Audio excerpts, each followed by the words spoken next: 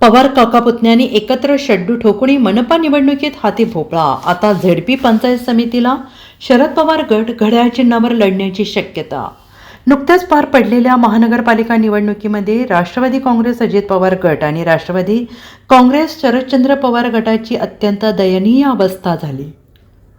या दोन्ही पक्षांची अक्षरशः वाताहत झाली असून बालेकिल्ले सुद्धा ढासळले आहेत.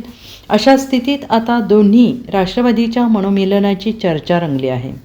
दोन्ही राष्ट्रवादी एकत्र येणार याची चर्चा शिगेला पोहोचली असतानाच आता जिल्हा परिषद आणि पंचायत समिती निवडणुकीमध्ये तुतारीचा गळा ओळून घड्याळाच्या चिन्हांवर लढण्याची तयारी शरद पवारांच्या पक्षाकडून करण्यात आल्याची माहिती समोर येते. महापालिका निवडणुकीमध्ये झालेल्या दयनीय अवस्थेनंतर दोन्ही पक्षांमधील मतविभाजन टाळण्यासाठी घड्याळाच्या चिन्हावर निवडणूक लढवण्यावर दोन्ही पक्षांमध्ये एकमत झाल्याची माहिती आहे.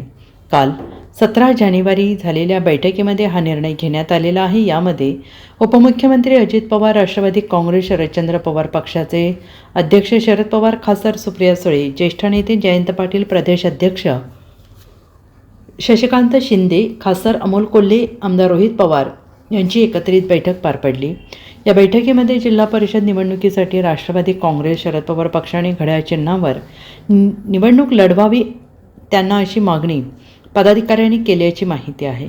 मतविभाजन टाळून एकत्र लढल्यास फायदा होईल अशी स्पष्ट भूमिका शरद पवारांच्या राष्ट्रवादीकडून घेतली जाते आहे. दरम्यान 2 दिवसांपूर्वी म्हणजे 16 जानेवारीपासून राज्यात जिल्हा परिषद आणि पंचायत समितीच्या निवडणुकीसाठी अर्ज भरण्यात सुरुवात झाली आहे. त्यामुळे 2 दिवसात याबाबत अंतिम निर्णय होण्याची शक्यता आहे.